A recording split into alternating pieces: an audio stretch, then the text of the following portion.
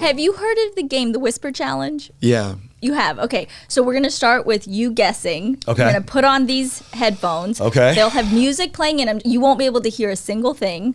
Elijah, you are going to say this list of words, okay? Can you hear anything? I'm going to lose because I have no idea what you just said. You crazy. Oh, we could just do this the whole time. Do you want to just listen Good choice to of music, though.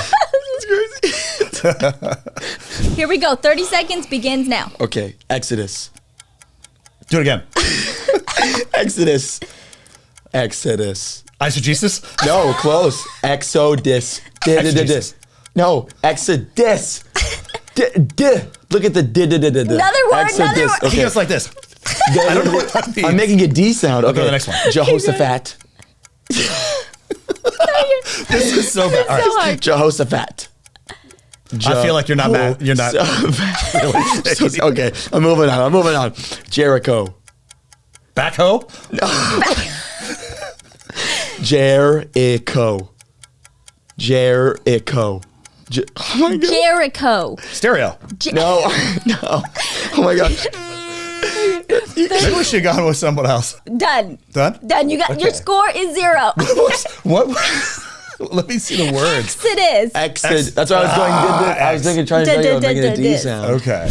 Oh gosh, it's not fair. I can't see your lips. I know. It's not fair. Go. TikTok. No, Got speak. it. You speak. Okay. All right. Winning already. I don't need to. Okay. All right. Well, we want to hear it. Alpha and Omega. Alpha and Omega.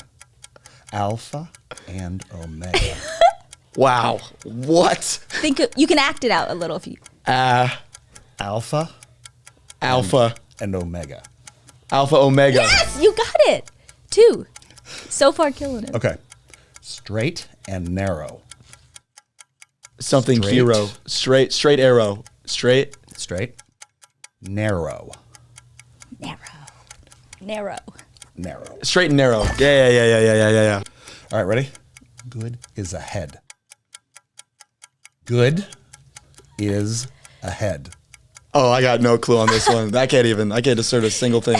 Good is You gotta go to the next one. I have no clue. Okay, 30 seconds.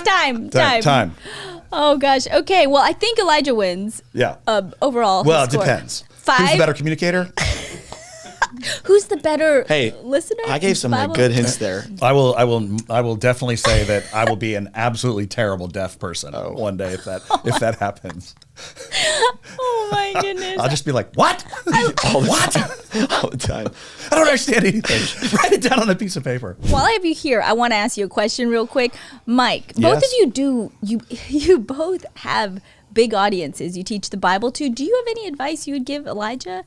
And Elijah, I'm curious if you have any advice you would give Pastor Mike. Because you're both effective. You do ministry very differently. Sure. Slightly probably different audiences even that are really, tune in. So I don't think it's all that different, to be honest with you. Mm-hmm. Like, I mean, when we had Elijah and Connor on our podcast one time, they were talking through something that I just thought was like super revolutionary, that in my generation and in my parents' generation, we had to convince people of their Christian faith. In other words, like we had to convince them that they were sinners first in order to be able to make them understand the gospel.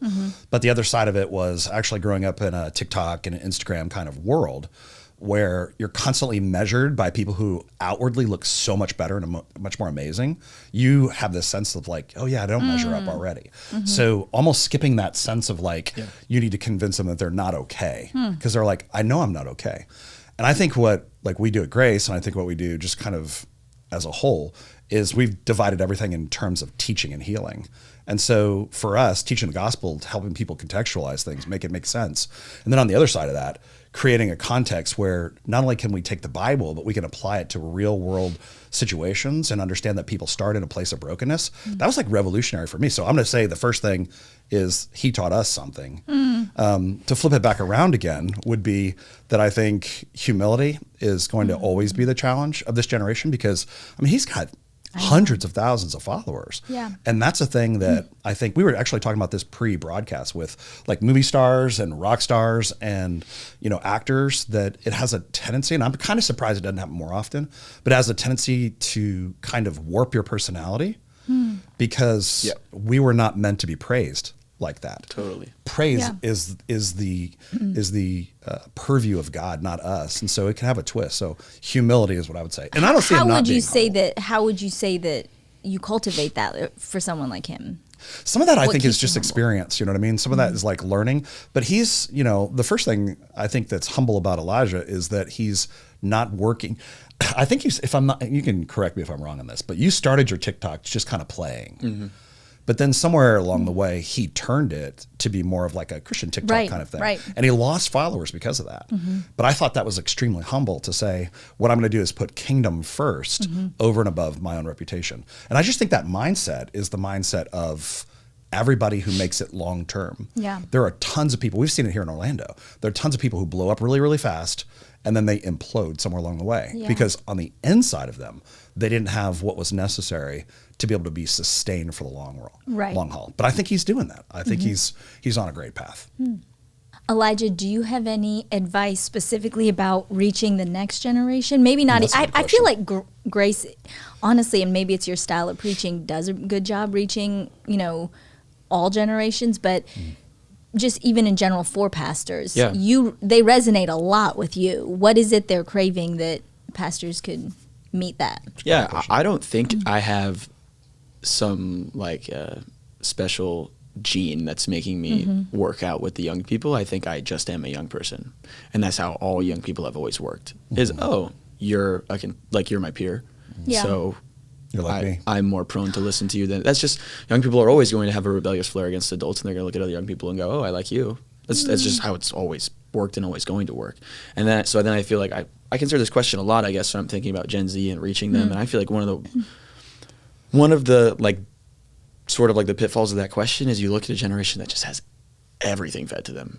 Everything. It's like everything I want, I get it the way I want it, how I want it all the time. And if you don't do it the way that I want it, we're going to have problems. And so looking at them and going, okay, now how do I curate this whole thing to you? It's like the last thing a generation gets whatever they want needs. Yeah. Right? So it's do it the ancient way. Because I think that's people always say, well, what does Gen Z need? Well, like friendship with God and the presence of God and truth. And the scripture, and they need to worship, and they need the sacraments. It's like just stick on those cool things that have always worked for every Christian forever, instead of being like, hey Gen Z, we're gonna rebrand Christianity for you, because that's kind of like that's that. Good. If you look at like the '90s, early 2000s, from what I know, I wasn't really there. With like millennials, it was the millennials feel like this isn't cool. Let's do some let's make some really cool stuff, and then millennials were like, this was cool, but we're done now. And mass exodus of millennials out of the church. So that didn't work super well. To an extent, there's lots of millennials that are in the church today because of that, 1,000%. So it has its bearings. But I think the main goal is let's just get Gen Z to get hooked up on the historic things that have always worked for every Christian, instead of rebuilding everything for them. And those things are refreshing to them, because you said, that's not what they're used to anymore. So it's like, wow, this is what I really want. And there's a reason those things have just always worked. Do you have any thoughts on that, just Mike? Biblical. Just God's way of doing things. Yeah. Revolutionary. No, I love that. I think that's wise.